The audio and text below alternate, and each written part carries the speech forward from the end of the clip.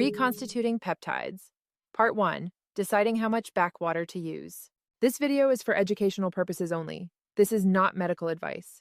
The materials referenced in this video are solely for research and are not intended for medical, medicinal, or veterinary use. Let's talk about reconstituting your peptides. So you're ready to start your research.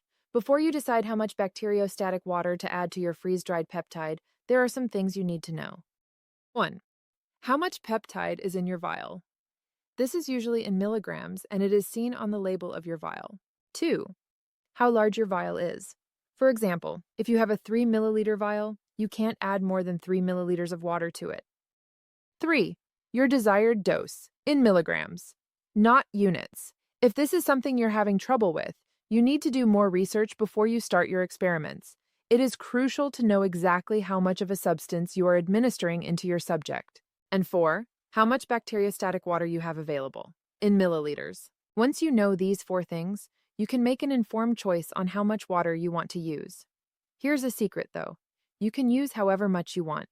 The only thing that's going to change is the amount of liquid you need to draw up in order to get your desired dose. Now let's talk about units. Units are simply markings on a syringe that measure an amount of liquid. They do not measure peptide mass. They only measure how much liquid you're drawing up.